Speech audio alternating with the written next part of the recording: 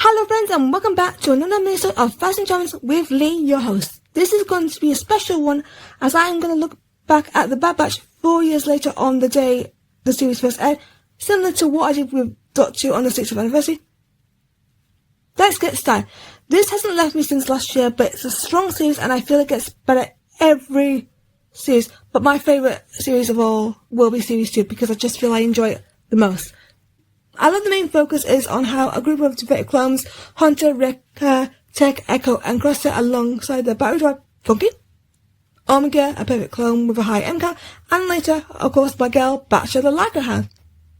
There is a chick doll called Lula, who Omega and Wrecker love. The clones are the best part of the series, and I can relate to Clone Force 99 because we both have similar situations and characteristics which allow me to relate to them. I do feel, even though I love the clones, I do feel they need to change up who leads and focus on other characters other than clones. I do feel they could do a clone revenge show, but they have to move on and bring on other favourites, like what they're going to do with Maul. The events from Royce C. Hamilton to Edmund, Rambi to Taki to Emperor Palpy. There is an iconic group of events, even with a bit of jealousy from Hemlock, Rampart and Tarkin, which I love, because I enjoy when characters like this have arguments, and just like with characters that drive me mad in Dot 2 and other shows, I love that they get a satisfying defeat, and I really do enjoy that.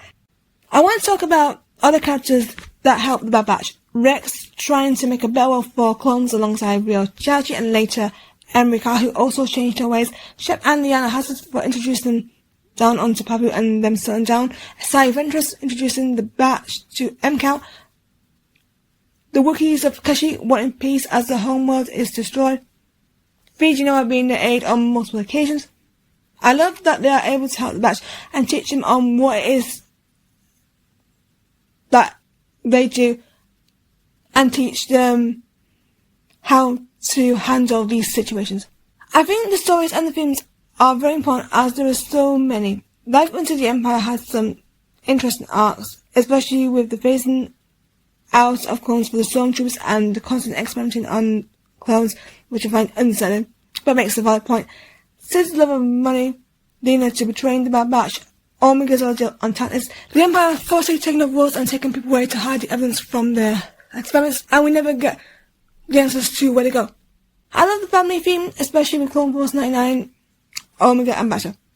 Hunter is the daddy and admits that when Omega decides to go to rebellion, he isn't ready to let her go, and that's the moment when he's settled down on Pabu and doesn't want to lose her, but has to accept that Omega has to grow up. Omega knows she has to grow up and start getting somewhere. She wants to help people, and now she's got the opportunity. Also, Crusher tried to adjust back with his family after he betrays the Empire, after what they did to him, and the consequences of Echo leaving and Tech's death.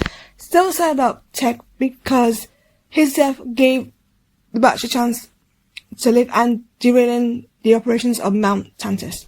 The crossing has a personal connection to me, as Tech and I are similar and we have similar reactions, and that makes us feel in a place of understanding ourselves, as I am not the only one in this situation, and there is a piece of dialogue that means a lot to me. I may process moments and thoughts differently, but that doesn't make me feel any less than you. It's a line I will always have a soft spot and will always remember for a long time, and I'm grateful for the representation in this show. I have to use this opportunity to give love to the music magic of the cast, and you will be hearing me talk about more of them, and maybe a bit more in the coming months. Some of the tracks have me in tears, and that track, Where I Fit, it still is one of my personal favourite songs or tracks, and it's still moving today. Thank you to Jennifer Colbert, Brad Waugh, and the rest of the crew, as this show is still with me and I miss it so much, and hoping we will see members of this crew involved in the future animation projects. Do you still love the Bad Batch? Please get in touch by commenting down below or at Fast22 on social media. I hope you enjoyed this episode and hoping for future animation just to be good as this. Thank you for listening, and I will see you in the next episode. Goodbye everyone, and may the Force be with you. Thank you for listening to the podcast. Subscribe to Fast and Jarrins and stay tuned for more podcasts. See ya!